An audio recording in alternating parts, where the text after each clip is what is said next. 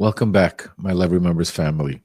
I've got some great news to share with you today. Thanks to every single one of you, your support, your shares, your restacks, your subscriptions. Levery Members has been holding strong for a top 10 for the past 2 weeks in world politics. And today, we hit number two, folks. That's right, number two in the entire world politics category. And we're just getting started. This isn't just a community anymore. This is a movement. And I need you to keep doing what you're doing.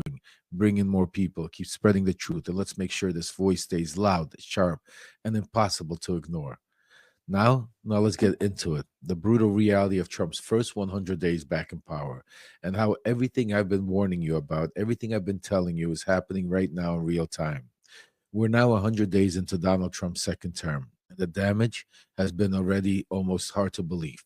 In just the first 100 days, we've seen the dismantling of our courts, the weaponization of immigration, a collapsing economy under the weight of impulsive tariffs, and a foreign policy that's not just failing, folks, it's actively aligning the United States with an authoritarian regimes.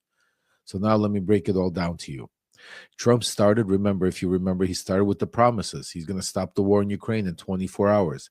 Instead, he embarrassed our allies, undercut Zelensky, and sent Steve Witkoff, a real estate crony, turned back channel envoy to cut fake mineral deals in Moscow while trying to turn Gaza into his next Trump-branded resort, folks. He promised to fix the economy, but today we're watching the Wall Street reel. 401ks bleeding, small businesses drowning in uncertainty, and now he's pulling back on his own auto tariffs, admitting behind closed doors that they're crushing domestic and isolating the U.S. from international supply chains. This is what America first looks like when it's being run by a guy who thinks tariffs are just sound bites, not real policy. So today I want you to know that the news that there is a rift between Jeff Bezos and Donald Trump is becoming increasingly public now. Amazon has announced plans to inform consumers about the cost increases they would face due to Trump's tariffs, directly challenging the administration narrative that China would bear the tariff costs. In response, the White House attacked Amazon, labeling the move as a hostile and political act, folks, and accusing the company of aligning with Chinese propaganda. Let's not forget the immigration. We've seen kids, literal toddlers, ripped from the homes and deported.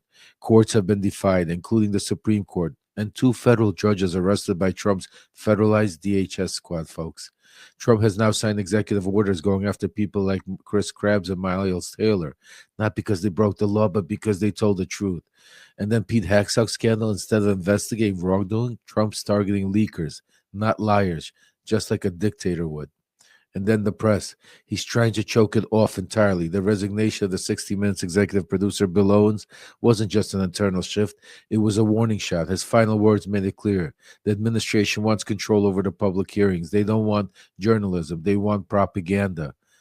And now add his lowest approval ratings in 7 years, and yet he's doubling down, not listening, not changing, because this was always the plan. A dictatorship built step by step, dismantling the courts, break the press, control the borders, destroy the institution, and convince that he's the only one that could fix it. This isn't hyperbole. This is history repeating itself, and I've told you from day one. Trump is a student of dictatorship, and he's trying to become the master.